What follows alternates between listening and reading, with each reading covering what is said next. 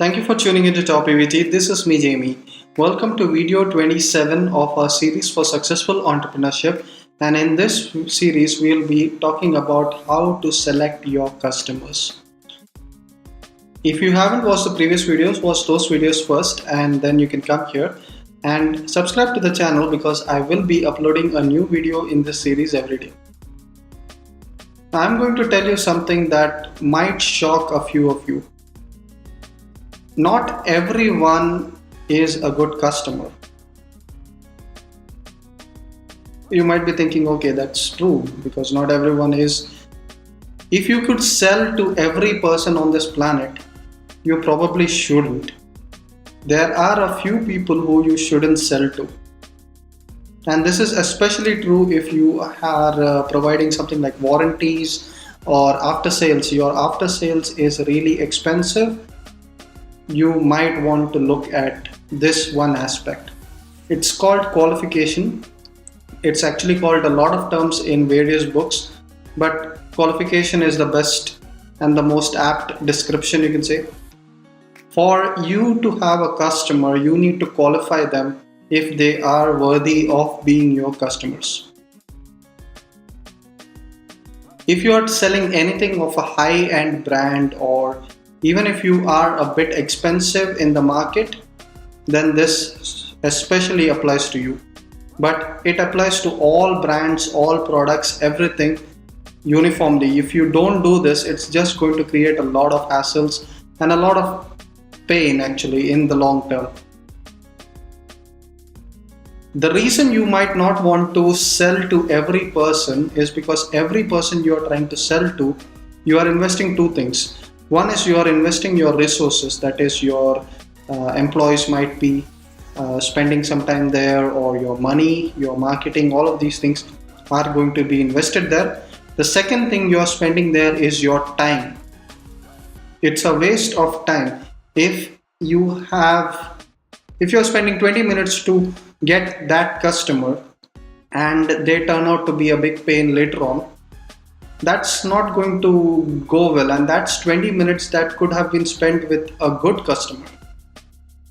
So understand this concept and don't start saying no to everybody. That doesn't mean, this concept doesn't mean that you start saying no to everybody, but there are the occasional few who you might want to turn down or point to a competitor, or maybe it's not good to sell to them in the first place because it will be a lot of pain after sales. They would be just making claim after claim. It will be just call after call, and that's just going to take more of the resources of your business to upkeep that customer, and the return is not that big either. They are only going to buy it once, and the pain is going to be there forever till your warranty runs out, or till the after sales runs out, or whatever the cost might be. Even I've seen people who have returned the product on the last day of warranty, on the last day of the buyback. That is just a pain. That is a customer who you shouldn't have sold to. You can avoid this in two ways. One is called pre-qualification.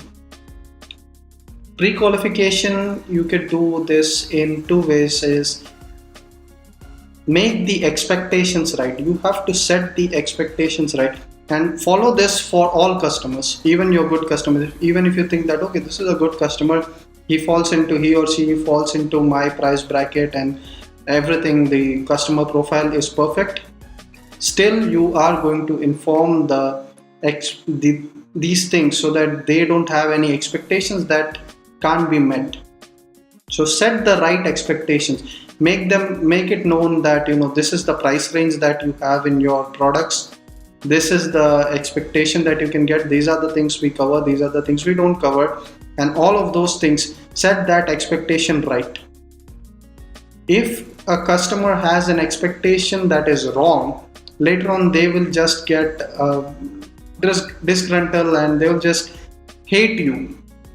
That form, the change from love to hate is just going to be drastic, so drastic that one moment they are going to love your product, they love everything about it, and the next moment the expectation is broken, immediately that turns into a total hate and a loath for your product, and they'll do everything in their power to make use, it will be not good.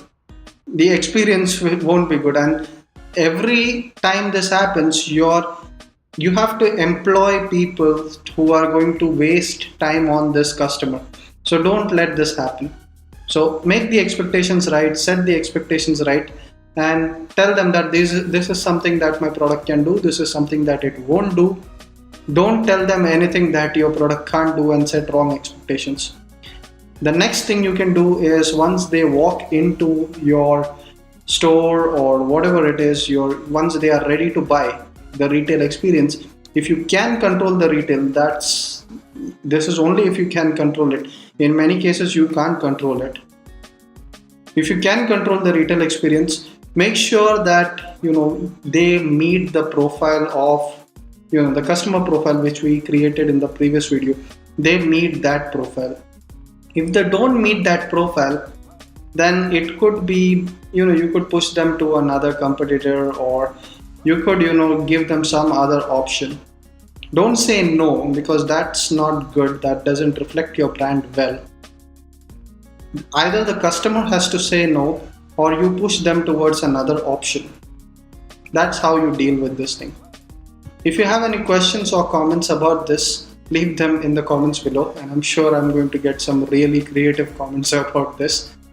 And if you have any topic requests, leave them in the comments below as well. Like, share, subscribe. This has been Jamie for Top EVT. I'll see you in the next video.